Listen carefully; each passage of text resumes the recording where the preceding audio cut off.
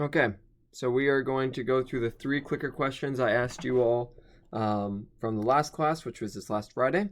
So the first one is, if the voltage is given by V equals 10 times sine of 5t, what is the frequency? So the reminder is that we have to reference the form of the voltage equation, because right now this is all just learning how to identify the variables in the equation. So V of t equals V naught sine of omega t. So all we have to do is compare that form to the equation I gave you all, and we can see here that omega equals 5 hertz. Now, you may be tempted to be like, great, I asked for frequency, this is angular frequency, there's the answer. That's where you have to remember that we are asking for frequency. This is what we are solving for. So frequency and omega equals 2 pi f. So f equals omega over 2 pi, which equals 5 divided by 2 pi. And so if we do 5 divided by 2 pi, we will get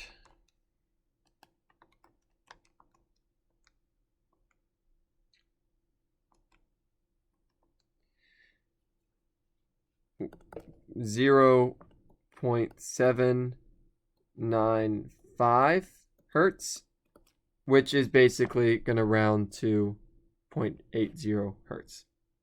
Okay, pretty straightforward. The main purpose of this, again, is just making certain you can recognize what variable is which when you see this voltage equation, because it's not always going to be labeled that this is the V naught and that this is omega. In fact, it won't be. And then to also know to convert from angular frequency to frequency. Okay, next one is, what is the RMS voltage given that equation, V equals 5 sine of 6t?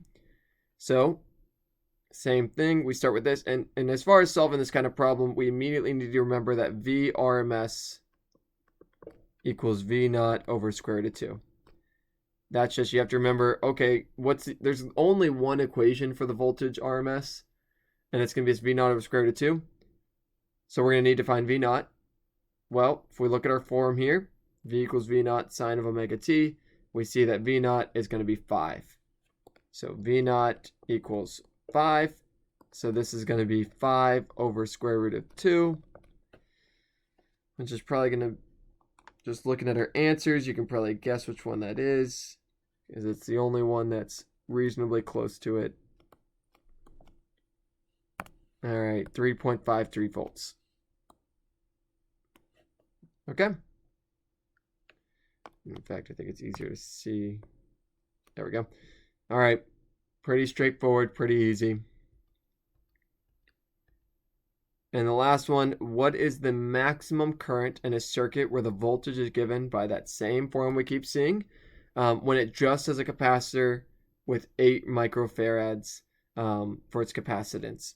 Okay, so to start off with, we write what so we were trying to find current. Current equals mystery. So we think of how are we going to do this? Well, we remember our relationship that V equals I. Well, and let's also draw our picture. We have an AC voltage supply with only a capacitor. If I told you there's just a capacitor, there's only a capacitor. C equals 8e to the minus 6.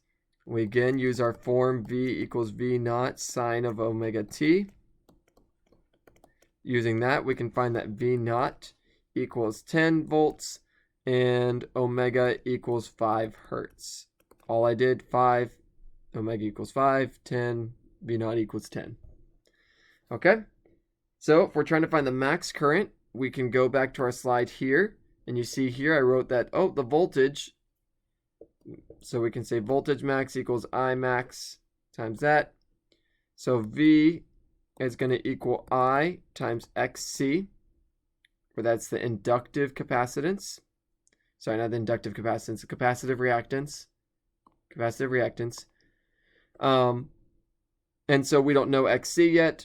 So we say, okay, what's our equation for that? It's 1 over omega C. We have all the variables for that.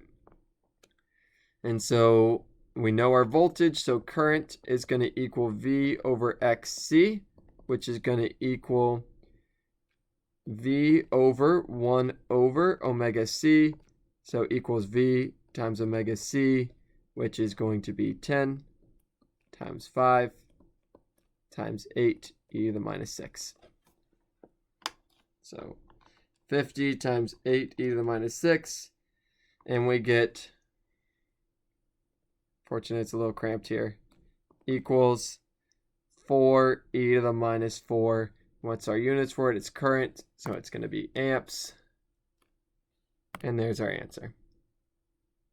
All right, so that's everything for this. If it didn't make sense, again, that's okay, but please review these. Make sure you understand these formulas because these are all pretty foundational pieces for AC circuits, which many of you are going to see at some point in the future, of course, especially electrical engineers. So have a good rest of the day. Good luck with studying and with all the rest of your classes as well.